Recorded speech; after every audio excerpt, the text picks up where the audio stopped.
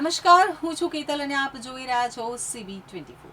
ડાંગ જિલ્લાના પ્રખ્યાત hill station Saputara ખાતે 2 દિવસના વરસાદી વિરામ બાદ ફરી એકવાર પ્રકૃતિ ખીલી છે. વાતાવરણમાં આવેલા અચાનક પલટાને કારણે સમગ્ર પંથક મનમોહક અને આહલાદક બની ગયું છે. 2 દિવસના સામાન્ય વિરામ બાદ ડાંગના સાપુતારામાં વાતાવરણ ફરી એકવાર નયનરમ્ય અને રોમાંચક બન્યું છે. સાપુતારાના હિલ સ્ટેશન ઉપર ફરી એકવાર ધુમ્મસની ગાઢ ચાદર છવાઈ ગઈ છે, જેના કારણે વાતાવરણમાં અદ્ભુત ઠંડક પ્રસરી ગઈ છે.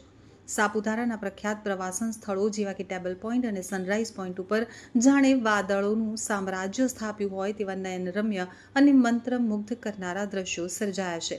આ અદ્ભુત કુદરતી સૌંદર્યને મન ભરીને માણવા માટે ગુજરાત અને અન્ય રાજ્યોમાંથી પ્રવાસીઓ મોટી સંખ્યામાં ઉમટી પડ્યા છે. આ આહલાદક અને રોમેન્ટિક વાતાવરણ વચ્ચે પ્રવાસીઓએ પોતાની યાદગાર પળોને કેમેરા અને મોબાઈલમાં કેદ કરી સોશિયલ મીડિયા ઉપર શેર કરી રહ્યા છે.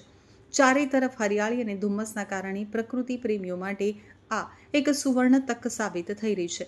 જો કે એક તરફ જ્યાં પ્રવાસીઓ મજા માણી રહ્યા છે, ત્યાં બીજી તરફ આ અતિશય ધુમ્મસભર્યા વાતાવરણના કારણે સાપુતારાના ઘાટ માર્ગો ઉપર વાહન ચાલકો માટે વિઝિબિલિટી ઓછી થતાં વાહન ચલાવવું ખૂબ જ મુશ્કેલ અને પડકારજનક બન્યું છે.